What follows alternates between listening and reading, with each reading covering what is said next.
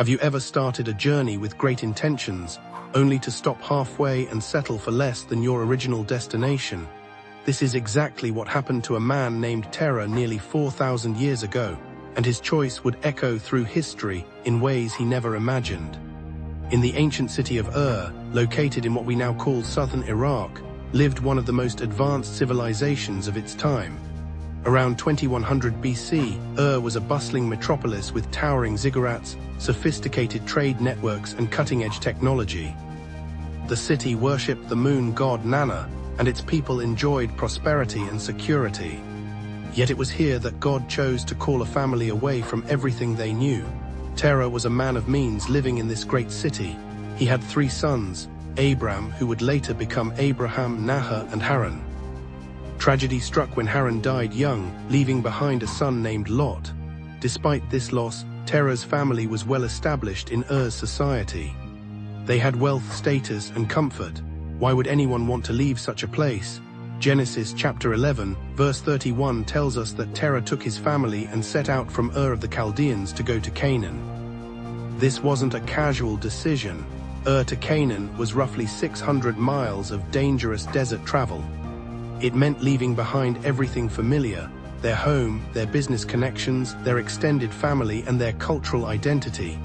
Archaeological evidence suggests this journey would have taken months, traveling with livestock, servants, and household goods. But here's where the story takes an unexpected turn. Instead of completing the journey to Canaan, Terah stopped in Haran, a city about halfway to their destination. Genesis 11:31 specifically states they came to Haran and settled there. The Hebrew word used here suggests they didn't just pause for rest, they made Haran their permanent home. Why did Terah stop? The Bible doesn't explicitly tell us, but we can piece together likely reasons. Haran was a prosperous trading city, strategically located on major trade routes. It offered economic opportunities and relative comfort. Perhaps Terah looked around and thought, this is good enough. We've come far enough. Maybe the challenges of continuing seemed too daunting, or the comforts of Haran too appealing to abandon. This decision reveals something profound about human nature. How often do we start with noble intentions, but settle for partial obedience? How many times do we begin a journey toward God's best for our lives, only to stop when we find something that seems good enough? Terah lived in Haran for years. Genesis 11:32 tells us he died there at age 205, never having reached Canaan. He came tantalizingly close to the promised land but never entered it. His story serves as a sobering reminder that good can be the enemy of best, and that settling for partial obedience can rob us of experiencing God's full purposes. The consequences of Terah's choice extended beyond his own life. It was only after Terah died that God spoke directly to Abram, saying in Genesis 12:1, "Go from your country, your people, and your father's household to the land I will show you." Some scholars suggest that Terah's incomplete journey may have delayed God's plan by years, though God's sovereignty ultimately prevailed. Yet there's grace in this story too. Despite Terah's incomplete obedience, God didn't abandon his purposes. He worked through the next generation, calling Abram to complete what his father had started.